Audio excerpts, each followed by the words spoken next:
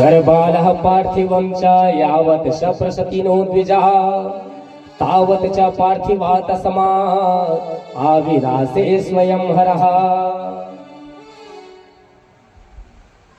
दैत्यों ने जाकर के बताया, महाराज वो पता नहीं कारागृह के भीतर क्या जादू टोना कर रहा है, हमें अरे हमारे समझ से ही बाहर है। चलिए देखिए महाराज। भीमासुर आकर के देखा तो वास्तव में उसकी हरकतें बड़ी अजीब थी।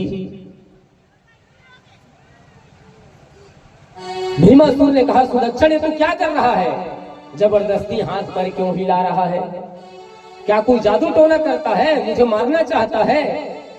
सुदक्षिण कहे, महाराज मैं कौन होता हूं आपको मारने वाला?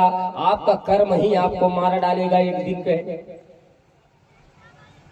उसी समय साक्षात शिवलिंग वहां पर प्रकट हो गए, जो भीमासुर को दिखाई दिया लेकिन राजा सुदक्षिण को दिखाई नहीं दिया। सारे पूजन सामग्री प्रकट हो गए, सब कुछ देखने लगा भीमासुर, और कार्य प्रारंभ ही है, वो पूजा अर्चन में ही लगा है। और अब जो वो अर्पण कर रहा है उसको लग रहा है कि खाली हाथ से कुछ अर्पण कर रहा है, लेकिन उस पर वो चीज अर्पण हो रही है। सुदक्षिण को दिखाई नहीं दिया, केवल भीमासुर को दिखाई दे रहा है। बड़ी आश्चर्यजनक घटना घटने लगी।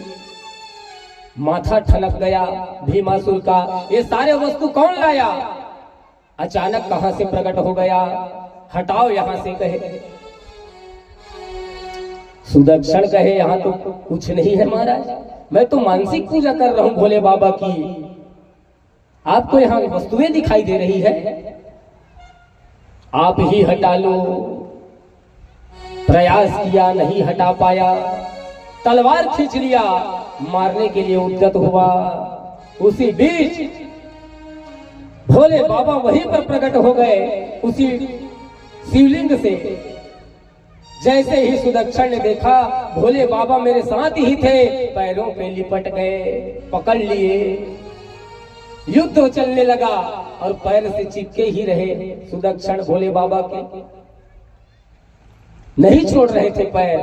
बहुत समय हो गया, व्याकुल हो गया सुदक्षिण, और भोले बाबा अपने भक्त सुदक्षिण के व्याकुलता को देख करके अधीर हो गए। उसी समय इति संपार्थितः शंभुनः सर्वान् रक्षो गणान् प्रभो हुंकारेण वचास्त्रेण भस्मसात् कृतवांस्तदा।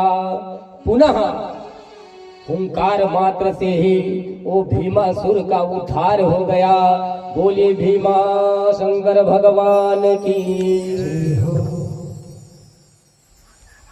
भोले बाबा कहे, सुदक्षिण वरदान मांग बेटा, मैं तेरी भक्ति से प्रसन्न हो गए। सुदक्षिण कहे, महाराज मैं चाहता हूं कि आप यहीं पर शिवलिंग रूप में प्रकट हो जाए, संसार वाले ये जान पाए कि मैं भी छोटा सा आपका भक्त हूं।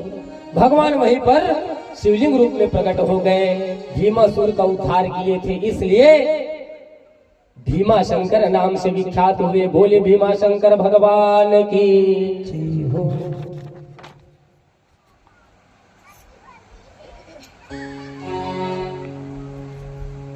हमारो धन राधा श्री राधा श्री राधा, हमारो धन राधा श्री राधा श्री राधा। कैंसिल कर भाई के रहन दे, तैयारी से नहीं रहा है हमारे को भाई मन। पहले ही लाइन से बाजा बजना प्रारंभ हो जाना चाहिए, तब आनंद आता है ना। दक्षिणम कटौती करे जाइए कर।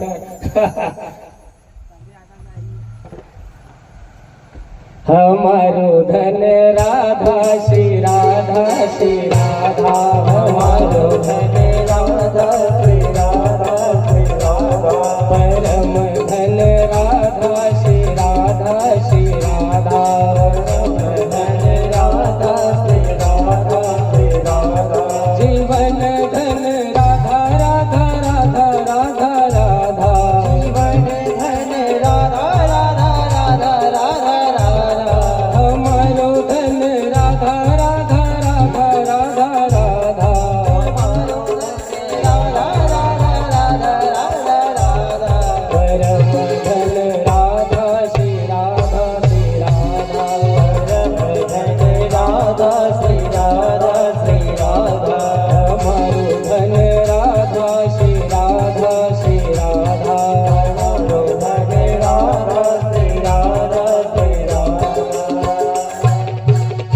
बोलिए शंकर भगवान की जय हो। भगवान का हृदय ब्रजभूमि है और काशी क्या है? भगवान के नाक है। कौन से भगवान के? कन्हैया के। हृदय ब्रजभूमि है और कन्हैया के नाक माने गए हैं काशी को। और ज्ञान की भी परीक्षा कहाँ होती है? काशी में। गोस्वामी जी ने भी लिखा है काशी की महिमा गाते हुए कि मुक्ति जन्म मही जान, मुक्ति जन्म महियान, ज्ञान खाने अघहानि करा, जहाँ बस शंभु भवानी, सो काशी से अकसना। ये जो काशी है ये पहले वैष्णवों का स्थान था, भगवान विष्णु का साम्राज्य था, जहां पर बिंदु माधव निवास करते थे। वहां के प्रधान देवता बिंदु माधव। ब्रह्मा जी के सिर को भोले बाबा उखाड़ दिए थे। आपको एक कथा श्रीमद् भागवत में मिल जाएगी प्यारे। ब्रह्म हत्या दोष लगा भोले बाबा को। बहुत स्थानों पर घूमे, लेकिन यही काशी में जाकर के, अवंतिका धाम में जाकर के उस ब्रह्म हत्या दोष से मुक्ति मिली। लेकिन वो जो सिर था ब्रह्मा जी का, वो हाथ में चिपके रहा। ब्रह्म हत्या दोष नहीं आया पीछे, पहले ही रुक गया अवंतिका में प्रवेश करने के पहले, लेकिन ब्रह्मा जी का सिर चिपका रहा हाथ में। कल्प भेद से, कल्प भेद के बारे में बता चुका हूं भाई, बहुत लंबी कहानी है, लंबा गणित लगाना पड़ता है ना। तो कल्प भेद क्या है वो अब नहीं बताऊंगा। तो कल्प भेद के कारण ये जान पड़ता है कि पुष्कर में गए भोले बाबा, तब जाकर के वो ब्रह्म हत्या दोष से मुक्ति मिली उनको। और ब्रह्मा जी की वही पूजा होती है पुष्कर में, और कहीं पूजा नहीं होती। तीर्थ गुरु के रूप में वहां विद्यमान है। तो एक कल्प भेद के कारण ही कथा अलग अलग जान पड़ती है प्यारे, है ना। अब शिव पुराण में जो उल्लेख है वो ये कह रही है कि काशी में ही, अवंतिकापुरी में, काशी में ही मुक्ति मिली है ब्रह्म हत्या दोष से। जैसे लोगों को कभी कभी भूत प्रेत दिखाई देते हैं अपने परिवार के, तो ऐसे जब प्रेत बाधा इत्यादि अगर होती है तो कपाल मोचन तीर्थ है, वहीं पर जाकर के समाधान करवाया जाए तो परिवार के जो भी भटकती हुई आत्मा है उसका उद्धार हो जाता है। बोली शंकर भगवान की।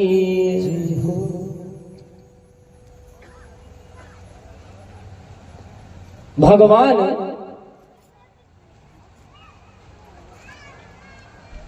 शिव जी नारायण से काशी को मांगे कि काशी जो पावन तीर्थ है उसे आप मुझे दे दीजिए। शिव जी ने मांगा नारायण से। अब नारायण मांगे और भोले बाबा मना कर दे, ऐसा हो नहीं सकता प्यारे। नारायण ने दे दिया काशी को। जाइए प्रभु, आपके लिए ये देना कोई बड़ी बात नहीं है। शिव जी मांग लिए। पहले नारायण का ही ये स्थान था।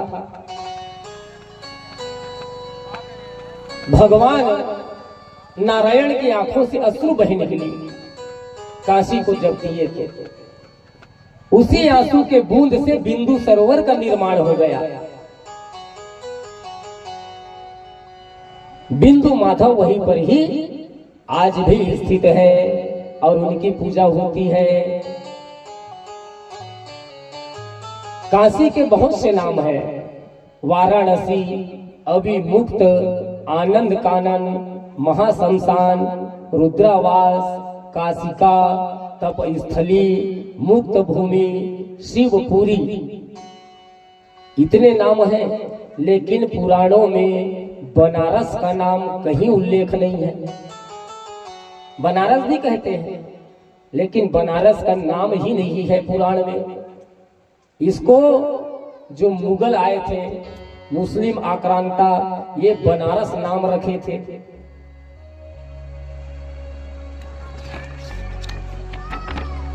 इलाहाबाद नाम रखे थे हमारे तीर्थ प्रयागराज का, है ना। इलाहाबाद भी मुस्लिमों ने ही रखा था, मुगल आक्रांताओं ने। तीर्थ राज प्रयाग है, सभी तीर्थों का राजा कहा गया है प्रयागराज को, जहां पर अभी कुंभ मेला लगा था बड़ा विशाल। तो प्रलय काल में सब कुछ नष्ट हो जाता है, लेकिन काशी को भगवान अपने त्रिशूल से उठा लेते हैं, ऐसा पुराणों में लिखा हुआ है। काशी नहीं डूबती प्रलय के जल में।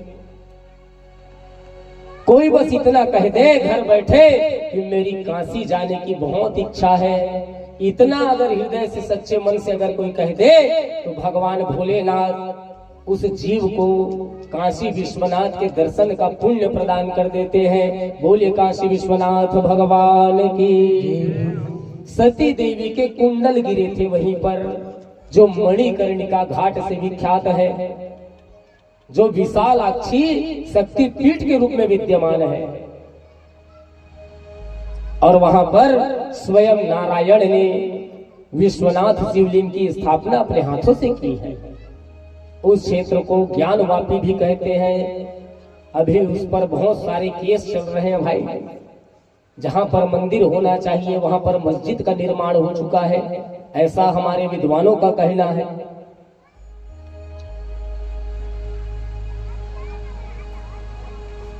काशी में ही दूसरी धर्म ध्वजा के रूप में हिंदू विश्वविद्यालय स्थित है।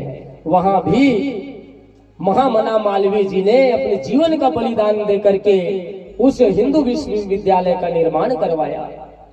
और विद्यालय के भीतर भी बाबा विश्वनाथ का भव्य शिवलिंग है और बहुत बड़ा मंदिर है। इस प्रकार ये रही भगवान विश्वनाथ की महिमा। बोले काशी विश्वनाथ भगवान की। जब भी महादेव पर जल अर्पण करे तो यही मंत्र पढ़ना चाहिए। हर हर महादेव शंभो काशी विश्वनाथ गंगे। हर हर महादेव शंभो काशी विश्वनाथ गंगे। हर हर महादेव शंभो काशी विश्वनाथ गंगे। हर हर महादेव शंभो काशी विश्वनाथ गंगे। काशी विश्वनाथ गंगे, काशी विश्वनाथ गंगे। काशी विश्वनाथ गंगे, काशी विश्वनाथ गंगे। हर हर महादेव शंभो काशी विश्वनाथ गंगे।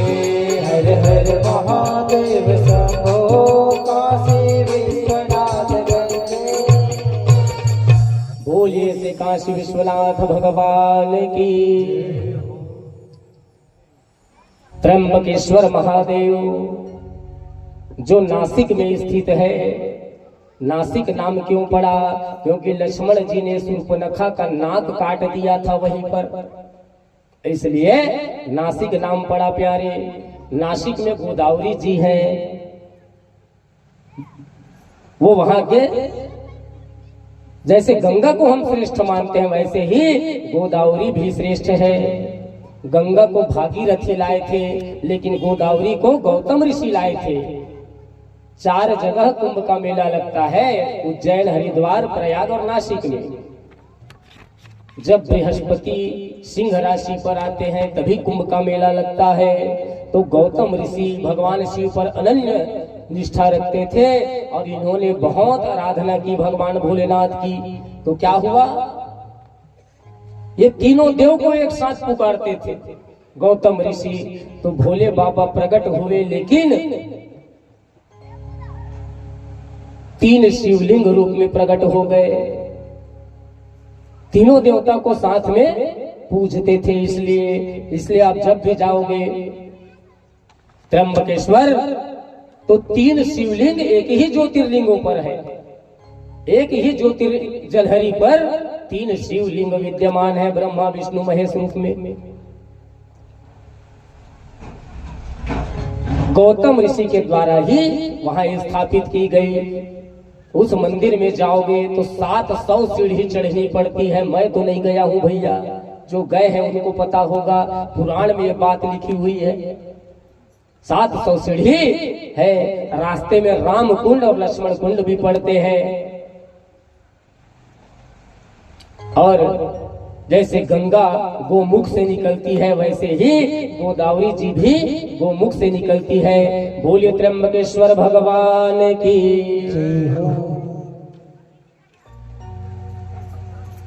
अब वैद्यनाथ जी का प्रादुर्भाव की कथा हम सुनते हैं। इनका जैसा नाम है प्यारे, वैसा ही काम है। वैद्यनाथ का अर्थ होता है डॉक्टर, चिकित्सक, है ना। ये चिकित्सा करने वाले देवता हैं। रावण में भी बहुत शक्ति थी।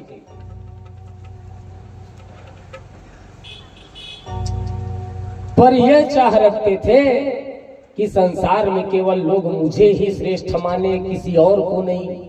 अपने इष्ट से भी श्रेष्ठ होना चाहता था। इसने दिमाग लगाया। अब 10 सिर है भाई, तो नए नए विचार पनपते रहते हैं इसके दिमाग में। 10 बुद्धि वाले हैं।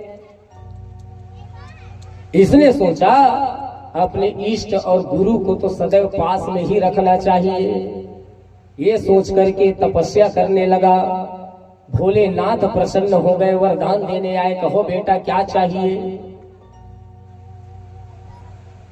रावण ने कहा बाबा, इष्ट और गुरु को तो साथ में रहना चाहिए अपने भक्त के। चलिए आप मेरे घर में रहिएगा कहीं। भोले बाबा कहे ऐसा नहीं हो सकता, मेरे बहुत से परिकर हैं, शिवगण हैं, उनको छोड़कर तुम्हारे एक के लिए मैं नहीं जा सकता कहे। रावण कहे तब तो मेरी तपस्या करने का कोई मतलब ही नहीं हुआ, आप भक्त वत्सल नहीं हो क्या। तब भोलेनाथ कहे रावण तू चिंता ना कर, मैं अपने हृदय से प्रकट करके तुझे शिवलिंग देता हूँ। जब भी तू दर्शन करना चाहेगा, गौरी शंकर का साक्षात दर्शन तुम्हें शिवलिंग में होगा। ले जाकर दे दिए भगवान भोले बाबा। लेकिन कहे जाते जाते सीधा कहीं रुकना नहीं, इसको कहीं रखना नहीं। यहाँ से ले जा रहा है सीधे अपने घर में ही ले जा करके रखना, जहाँ तुम्हें रखना हो। बीच में कहीं पर अगर तुम रखे तो फिर नहीं ले जा पाओगे। ले जाने लगा। ले जाते बड़ी जोरदार लघु शंका आई। लड़का मन स्कूल में का कहते हैं 21 देवे तो सर, वैसने लगी 16 लघु शंका।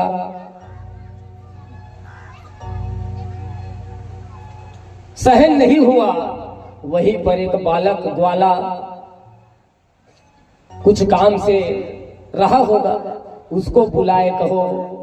कहे बालक इसे शिवलिंग को थोड़ी देर के लिए संभालो भाई, मैं थोड़ा लघु शंका करके आता हूँ, बड़ी प्रेशर हाई हो गई है कहे। है ना। थमा दिए और बोले इसको नीचे मत रखना, 2 मिनट की बात है। पकड़ा दिए और चले गए। अब भोलेनाथ की वहां पर लीला प्रारंभ हो गई। जब तक रावण पकड़ा था तो शिवलिंग बहुत हल्का था, बालक को पकड़ाए तो भारी अपना वजन बढ़ाने लगे। बालक नहीं संभाल पाया तो जमीन में रख के भाग गया छूमंतर। बोले शंकर भगवान की। रावण आकर के देखा तो बालक तो गायब है, शिवलिंग नीचे है। उठाने का बहुत प्रयास किया लेकिन नहीं उठा पाया। क्रोध आया, क्रोध की वजह से और जोरदार शिवलिंग को दबा दिया। शिवलिंग में आज भी, वैद्यनाथ शिवलिंग में उसके उंगलियों के अंगूठे के निशान आज भी विद्यमान है।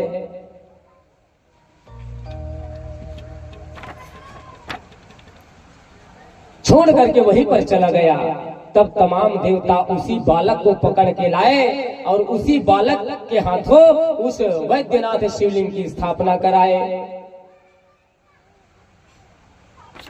और उसी ग्वाले के 8वीं पीढ़ी में नंद बाबा जी का जन्म हुआ है। बोलिए श्री कृष्ण चंद्र भगवान की।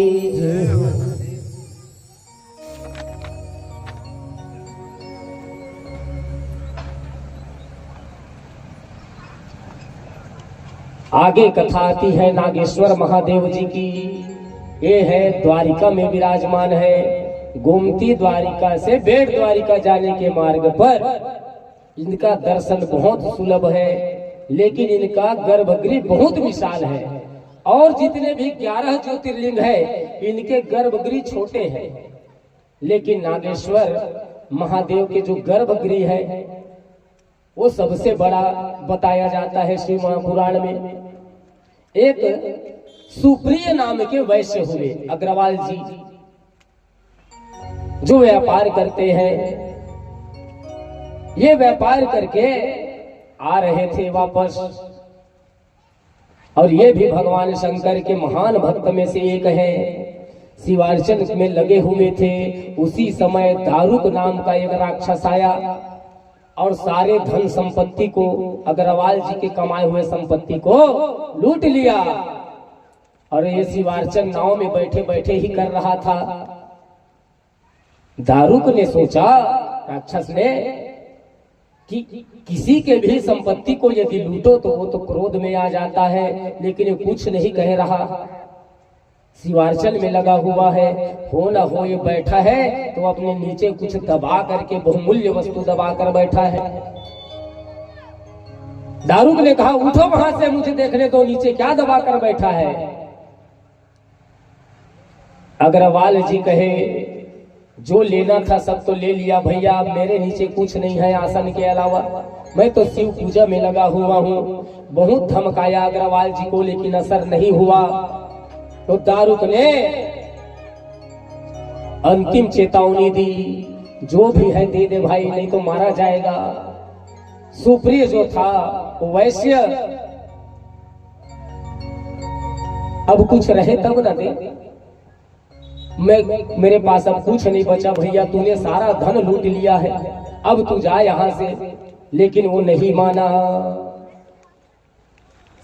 तब तलवार निकाल करके मारना चाहा, लेकिन हर बार निष्फल रहा। भोले बाबा उसकी रक्षा करते गए। तब उस वैश्य ने भोले बाबा को पुकारा कि पाहि शंकर देवेश, पाहि शंभो शिवेति च, दुष्टा दस्मा त्रिलोकेशा, खलहन भक्त वैश्यलः। हे भोले बाबा, मेरी रक्षा करो। आर्त पुकार किए। तब क्या हुआ? मध्य ज्योति स्वरूपम च शिव रूपम तदद्भुतम, परिवार समायुक्तम, दृष्ट्वा च पूजयत सवै। शिव जी वहीं पर प्रकट हो गए और दारुक दैत्य का संहार कर दिए। भोले शंकर भगवान की। अग्रवाल जी को कहे भगवान की वरदान मांग ले। अग्रवाल जी कहे यहीं पर विराजमान हो जाओ भगवान। तब से वहीं पर नागेश्वर रूप में भगवान विद्यमान हो गए द्वारिका में। बोले नागेश्वर भगवान की जय हो। अब आती है बारी रामेश्वर भगवान की। उसकी भी कथा ये हम श्रवण करें। इसकी तो 2-3 कथाएं हैं, शॉर्टकट में सुना देता हूं आप लोग को।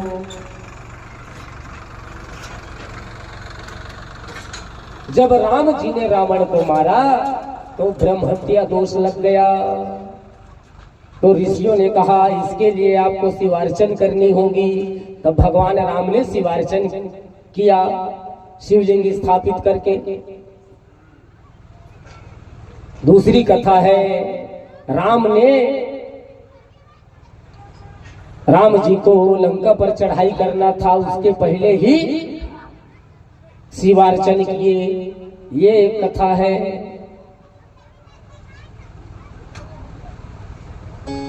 एक और कथा है, महर्षि कंबन के द्वारा लिखा गया, जो कि निराम अवतारम रामायण के नाम से प्रसिद्ध है। बड़ी जोरदार इसमें व्याख्यान है प्यारे। बड़ी विचित्र विचित्र कथाएं हैं इसमें, इस रामायण में। आइए थोड़ा सा प्रकाश डालें। राम जी ने लंका पर चढ़ाई करने के पहले सोचे कि शिव पूजा मुझे करनी चाहिए, किसी ब्राह्मण को बुलाया जाए। विभीषण ने कहा, बहुत अच्छा यह विचार है भगवान। जामवंत से कहे कि जामवंत कोई ऐसा ब्राह्मण बताओ जो विद्वान हो, कर्मकांडी हो, प्रकांड विद्वान हो और परम शैव हो, शिव की उपासना करने वाला ऐसा ब्राह्मण बताओ कहे, उसके द्वारा ही मैं पूजन संपन्न करवाऊंगा। तब जामवंत ने कहा कि प्रभु ऐसा तो केवल विश्व में अभी एक ही है और वो है रावण। त्रैलोक्य में रावण से बड़ा शिव भक्त कोई नहीं। सुंदर उपाय बताए तो भगवान राम कहे, वो तो साधारण खीर पूरी खाने वाला ब्राह्मण थोड़ी है रे भैया, वेल क्वालिफाइड पर्सन है, पढ़ा लिखा विद्वान है, क्या वो बुलाने से आएगा? अब ये तो नहीं जानता प्रभु, लेकिन हाँ एक बार जाकर के विनती की जा सकती है, अगर आ गए तो बात बन जाएगी। जामवंत को भेज दी। जामवंत गए, रावण को बात पता चली कि जामवंत जी आ रहे हैं। अपने सैनिकों को खबर दे दिए, जामवंत जी को कोई परेशान नहीं करेगा। सब लोग हाथ जोड़ करके मेरे कक्ष की तरफ इशारा करते जाना, मेरे कक्ष में उनको भेजिए। आए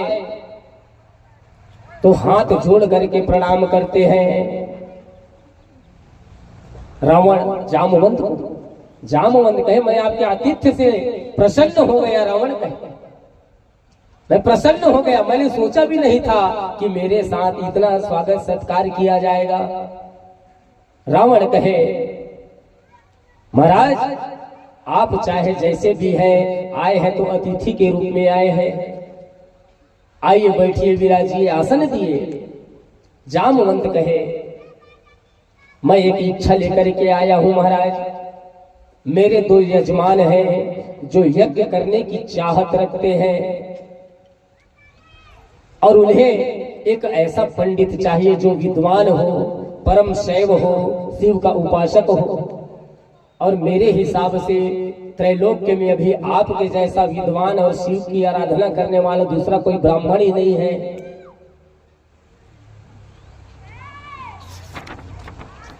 रावण ने कहा, बहुत अच्छी बात है, लेकिन मैंने जहां तक सुना है कि आपके दो ये जो यजमान हैं, ये अयोध्या के रहने वाले निर्वासित राजकुमार तो नहीं? जामवंत ने कहा, हाँ महाराज, ये वही दोनों हैं, अयोध्या के निर्वासित राजकुमार। तो क्या आप स्वीकार करते हैं यज्ञ कराना? रावण ने कुछ कहा नहीं, कुछ नहीं कहा, बस मुझे जिज्ञासा थी जानने की, इसलिए पूछ रहा हूं। अच्छा ये बताओ, जो यज्ञ वो करने जा रहे हैं, कहीं वो लंका विजय के लिए तो नहीं है? जामवंत ने कहा, हाँ महाराज, लंका विजय के लिए ही वो यज्ञ करना चाहते हैं। बड़ी विचित्र कथा है। अब जो रामायण रामचरित्र को जानते हैं उनको विचित्र लगेगी, अब जो रामायण रामचरित्र की कथा को नहीं जानते उनके लिए तो आम बात है। विचार करके देखिए, पुरोहित पंडित जी कौन है? रावण बनने वाले हैं। जजमान है राम, और राम को लंका जीतना है। लंका किसकी है? रावण की। और लंका को जीतने के लिए शिव पूजा करना चाहते हैं राम, और स्वयं रावण ही जाकर के पूजा कराने वाले हैं। ये विचित्रता है।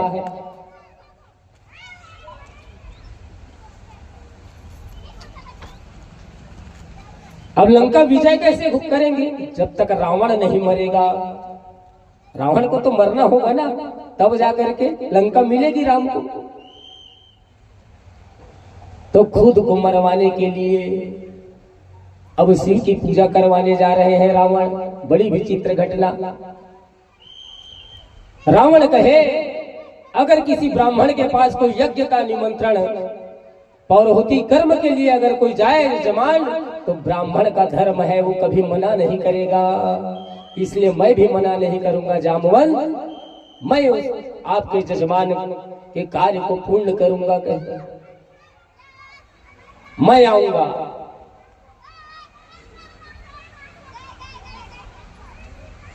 जामवंत कहे मुहूर्त निकालो महाराज, कब आना होगा आपका। मुहूर्त जब देखे तो मुहूर्त तो था ही नहीं बहुत दिनों तक। तब क्या किए रावण ने, 9 ग्रह को बंदी बना करके रखा था, उसको बुलाए और उसको अपने हिसाब से बैठाए, 9 ग्रह को सेट किए।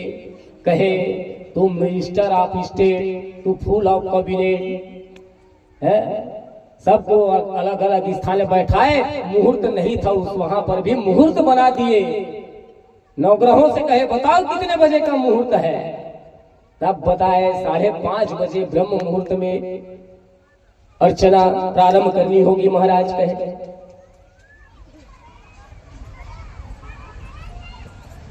रावण 5:30 बजे आऊंगा, कहे 5 बजे पहुंच जाऊंगा। लेकिन एक और बात है जामवंत, तुम्हारे जो जजमान है वो तो अपने राज्य से निर्वासित है, अर्थात उनके पास तो पूजन अर्चन की सामग्री भी नहीं होगी। तो धर्म कहता है अगर जजमान की सामर्थ्य है पूजन सामान खरीदने की तो वो खरीदे, अगर सामर्थ्य नहीं है, वो गरीब है या किसी कारण से वो सामान नहीं जुटा पा रहा है, तो धर्म कहता है ब्राह्मण को ही पूजन सामग्री की व्यवस्था करनी चाहिए। बोलिए शंकर भगवान की। तो मैं सारे पूजन सामग्री स्वयं लेकर के आऊंगा जामवंत है।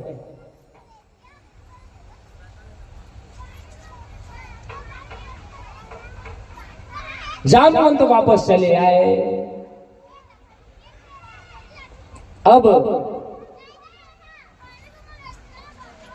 थोड़ी देर के बाद रावण पहुंचा अशोक वाटिका में सीता के पास और कहे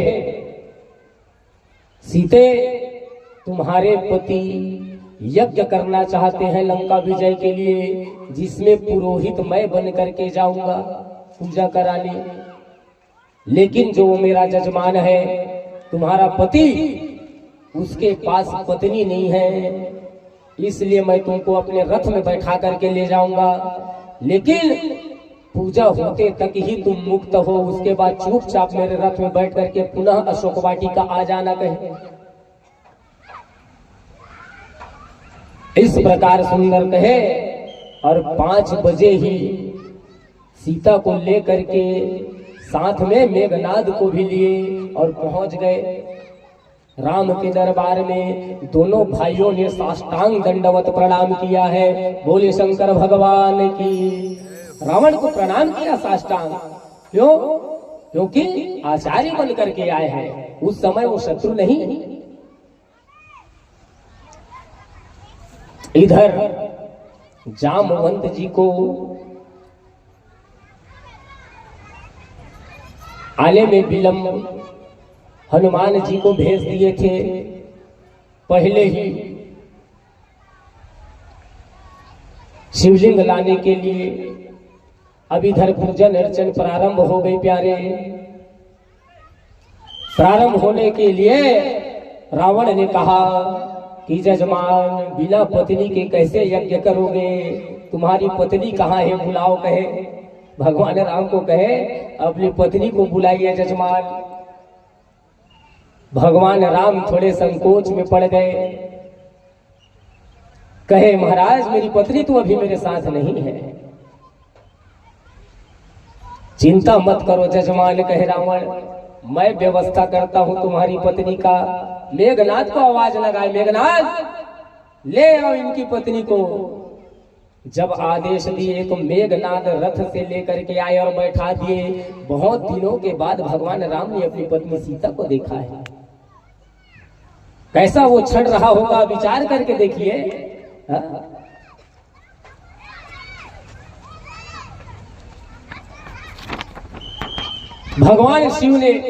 भगवान राम ने स्वयं अपने हाथ से शिवलिंग का निर्माण किया। भगवान राम आजाद बुझ है, उनके हाथ कितने लंबे, खड़े होते थे तो घुटने को खड़े खड़े छू पाते थे, इतने बड़े थे। अभी छू करके मत देखना भाई, बैठे रहो, खड़े होकर के देख लेना है। उत्तम पुरुष का ये लक्षण है, जिसके हाथ घुटने तक को स्पर्श कर ले।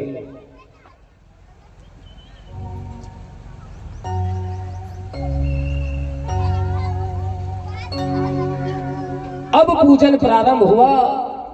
रावण तो प्रकांड विद्वान है, और मारे जब वैदिक मंत्र तड़तिड़ तड़तिड़ सब अबाक रह गए सुन करके।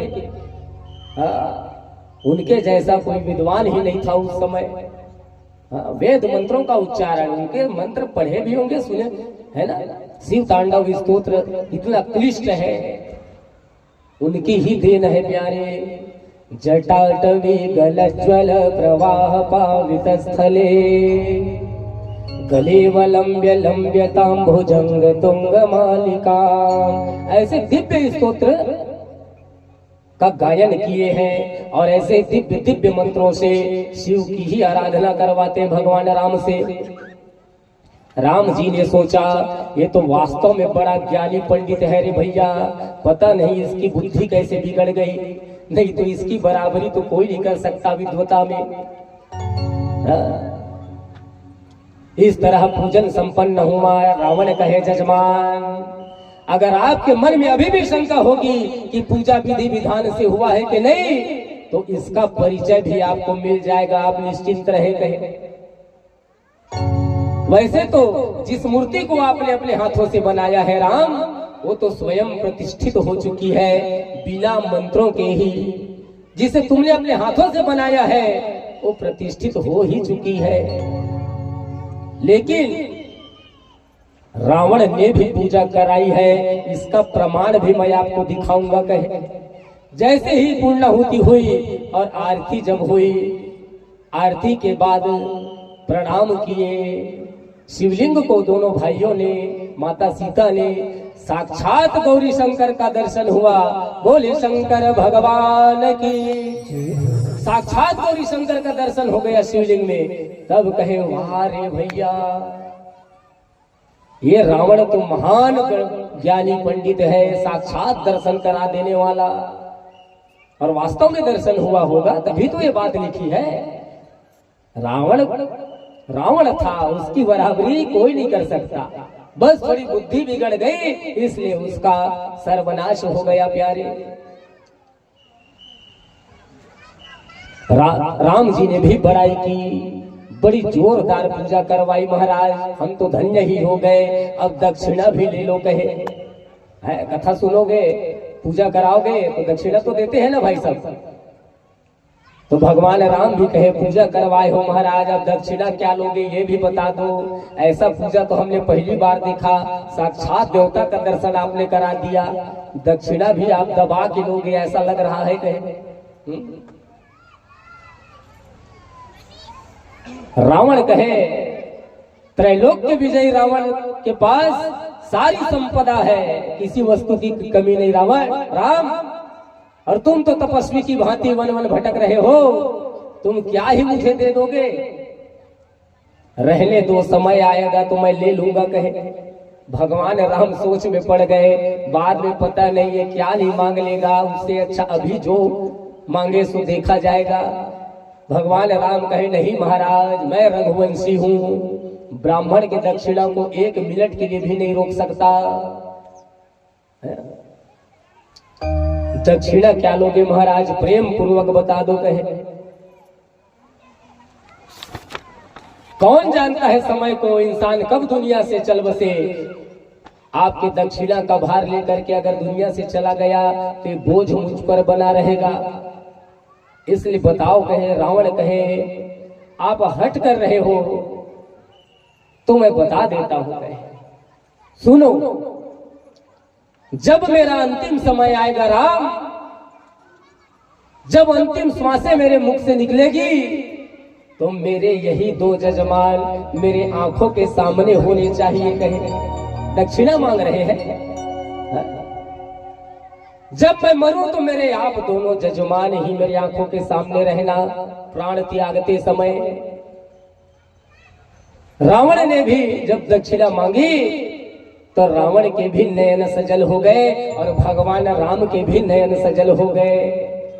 वहां खड़े सभी वानर भालू आश्चर्यचकित हो गए रावण की बातें सुनकर।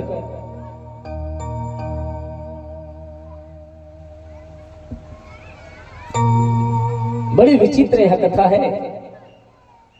महर्षि कम्मन ने लिखा है, इराम अवतारम रामायण की रचना की है, उसमें की ये कथा है। मुझे बहुत अच्छी लगी इसलिए मैंने आपको सुना दिया प्यारे।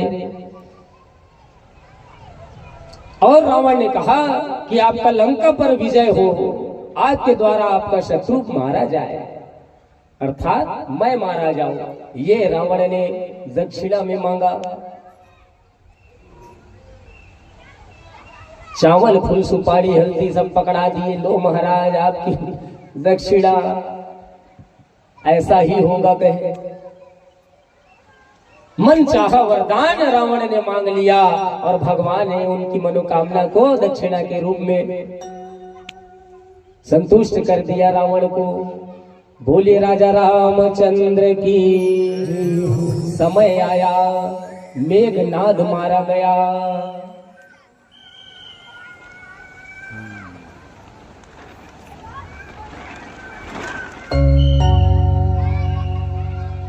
भगवान राम के कराल बाण से मेघनाद मारा गया। रण क्षेत्र में पड़ा था। सुलोचना केश बिखराए अपने पिता के पास, रावण के पास जाकर के कहने लगी, पिताजी मुझे लगता है आज मेरे पति नहीं बचेंगे, ऐसा मुझे आभास हो रहा है। मेरे हाथ की चूड़ी और मांग की सिंदूर की लाज रख दो पिताजी, मेरे पति को आज आप जाकर के बचा लीजिए। सुलोचना को पता नहीं थी यह बात, लेकिन रावण को खबर थी ये बात। सुलोचना को देख करके अबाक रह गए रावण की सभा में बैठी सभी जनता। सुलोचना कहे, पिताजी कैसे भी करके उनकी रक्षा कर लीजिए। रावण ने अश्रु बहाते हुए कहा, सुलोचने तू मुझसे क्या याचना करती है? तेरा पति अब जीवित नहीं रहा, तेरा पति रण क्षेत्र में पड़ा है, मैं तेरे लाज नहीं रख सकता। अब एक ही चारा है, जा करके अपनी आंचल राम के दरबार में फैला दे बेटी। अगर वो तुझसे खुश हो गए तो तेरे पति की लाश को तुझे सौंप देंगे।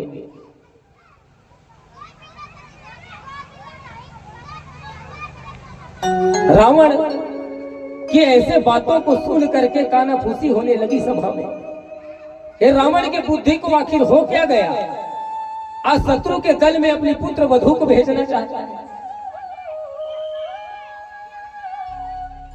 कोई भी हो, अपनी एक अकेली पुत्र वधू और वानर भालुओं के झुंड में पुत्र वधू को भेजना कितनी बड़ी बात है। केस बिखराए दौड़ते दौड़ते गई है, दूर से देख लिया भगवान ने। पूछने लगे, विभीषण वो दौड़ते हुए आ रही है, वो है कौन? विभीषण ने बताया, प्रभु ये कोई और नहीं, मेघनाद की पत्नी सुलोचना है, जो अपने पति के लाश को ले जाने आ रही है।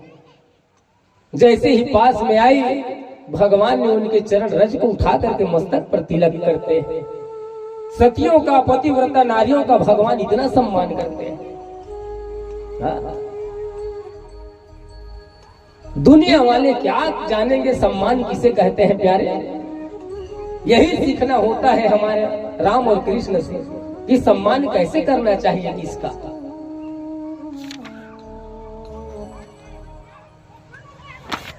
बहुत समझाया था, लेकिन रावण ने बात नहीं सुनी। मंदोदरी ने, सुलोचना ने बार बार समझाया था कि राम के पत्नी को वापस कर दीजिए, लेकिन रावण ने झूठा अहंकार दिखा करके चुप करा देते थे। त्रैलोक्य विजयी रावण के पुत्र वधु और पत्नी होकर के घबराती हूँ। अरे जब मैं चलता हूँ पृथ्वी पर, पृथ्वी लच लच करती है, गर्भवती स्त्री के गर्भपात हो जाते हैं मेरे एक बार चिल्लाने मात्र से। ऐसा झूठा अहंकार दिखा करके चुप करा देते थे। लेकिन वही घटना आज घट गई। भगवान राम सुंदर मेघनाद के लाश को भिजवाते हैं। उसके बाद मंदोदरी भी गई राम से मिलने। तीनों लोक में हाहाकार मचा देने वाले मेरे पति को मारने वाला ऐसा कौन है, एक बार मैं भी तो जाकर के देखूं। मंदोदरी गई। जितने भी सुरक्षा कर्मी थे, वानर भालू इत्यादि, सब हट गए मंदोदरी को देख करके। ये भी महान सती साध्वी स्त्री है। जैसे ही परछाई पड़ी भगवान के पीठ पर, भगवान एक पत्थर पर बैठे थे। ये सोचते हुए कितना खून खराबा हुआ, जीवों की हिंसा हुई, इस बात का शोक मना रहे थे। पीछे से छाया पड़ी, परछाई मंदोदरी की। छाया पड़ते ही भगवान उठ खड़े हुए, पूछने लगे, देवी आप है कौन? मंदोदरी ने कहा, मैं रावण की वही दुर्भाग्यशालिनी उनकी पत्नी हो गए। राम कहे, मैया मुझे क्षमा कर देना, मुझे आपके पति को मारना पड़ा क्योंकि वो बहुत बड़ा अधर्म कर रहा था। इतने बड़े कुल में पैदा होकर, महाज्ञानी होकर, पर स्त्री पर कुदृष्टि डालना ये कहाँ के धर्म की बात है।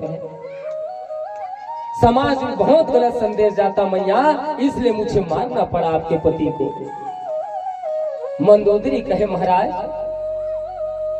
मैं आपको कोसने नहीं आई, आपके ऊपर बरगलाने नहीं आई, मैं तो यही देखने आई थी कि जिसने तीनों लोक पर विजय प्राप्त कर लिया, आपके पूर्वज मानधाता को भी स्वर्ग में जाकर के चुनौती दे दी। ऐसे मेरे पति वीर बलवान को मारने वाला है कौन? ऐसा उसमें क्या था जो मेरे पति में नहीं था? बस मैं यही देखने आई। भगवान राम कहे, तो पता चला मैया उसमें और मुझ में क्या अंतर है? मंदोदरी कहे, हाँ मुझे पता चल गया। वो तो तुम्हारे पास आते ही पता चल गया। राम कहे, एक मेरा पति था जो पराई नारी पर कुदृष्टि डालता है, और एक आप हो राम जो पराई स्त्री की परछाई पड़ते ही उठ खड़े हुए, परछाई भी नहीं पड़ने दिए खुद के ऊपर। मैं समझ गया कि राम और रावण में अंतर क्या है।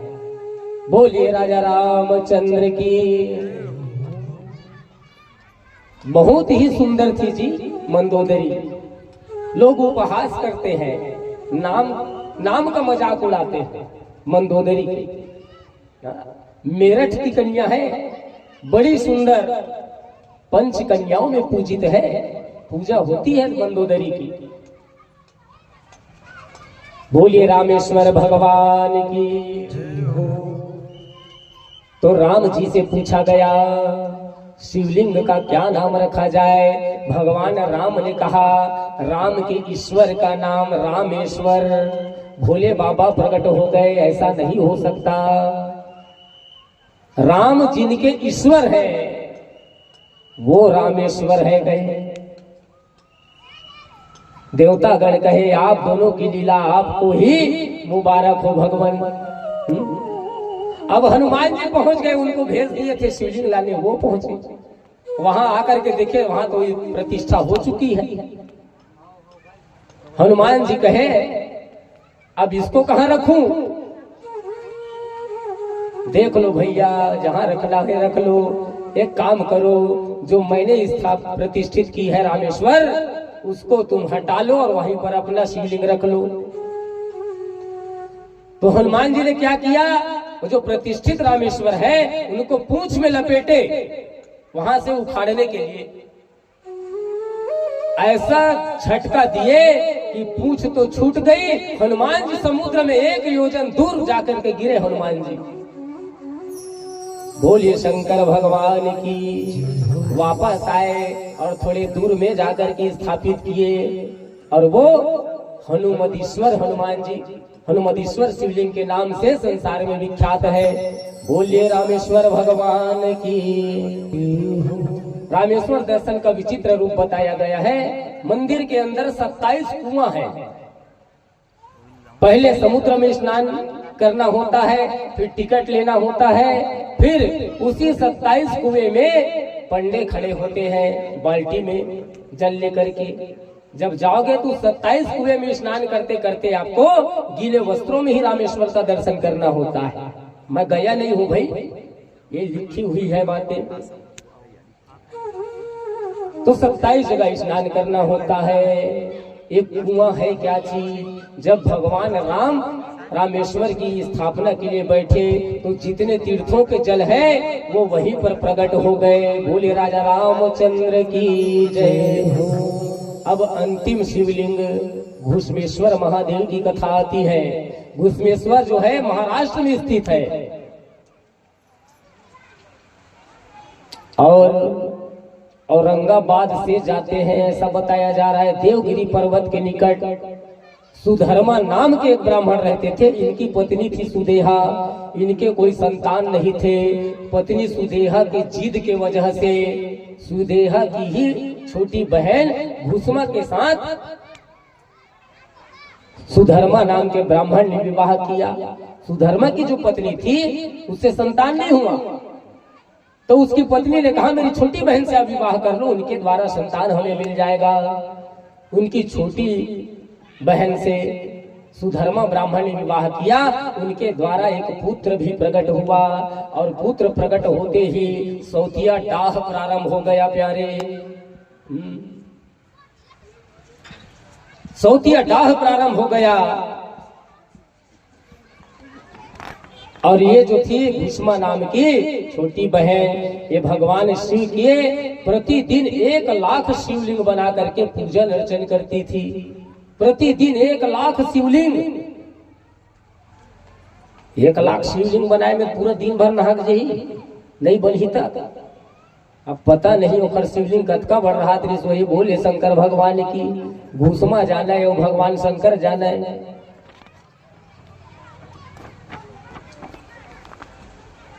तो जो पुत्र प्रकट हुआ उसका विवाह भी हो गया।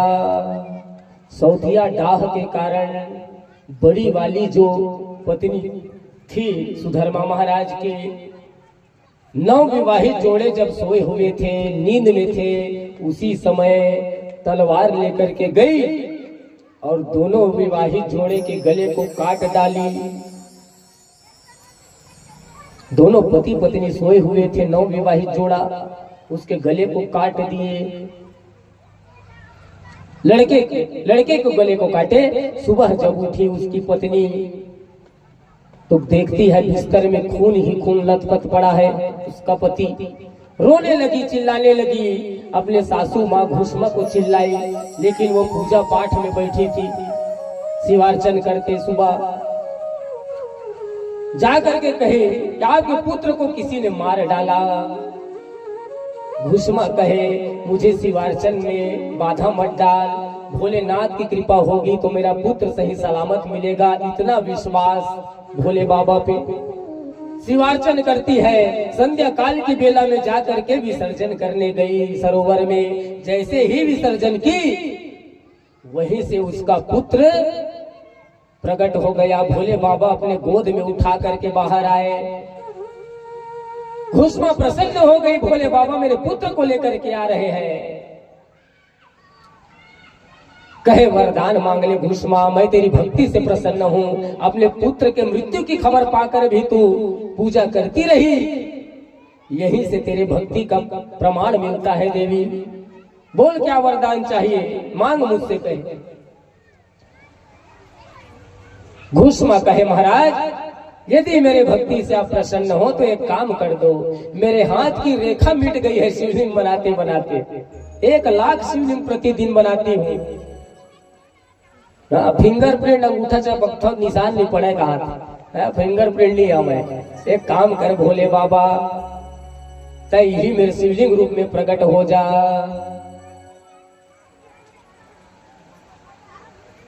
भोले बाबा कहे तथास्तु देवी।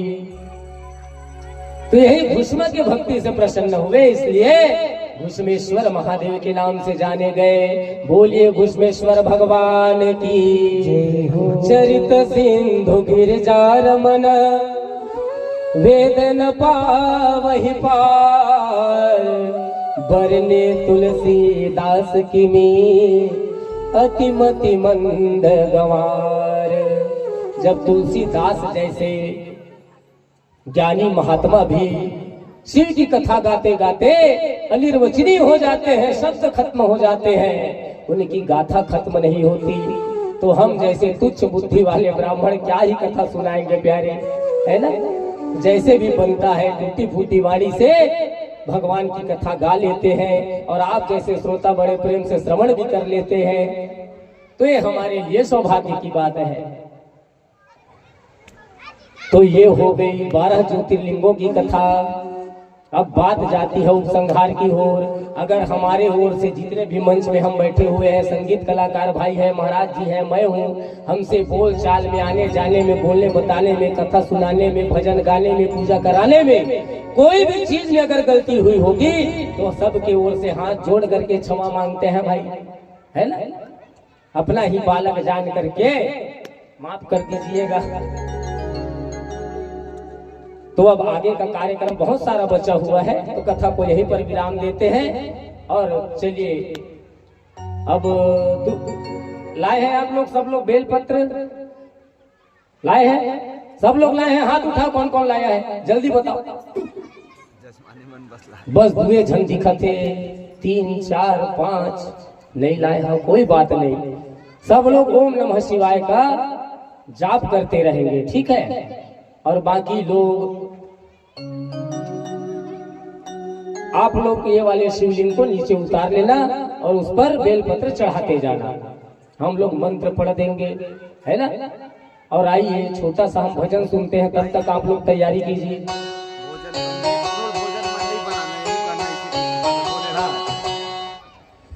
हाँ,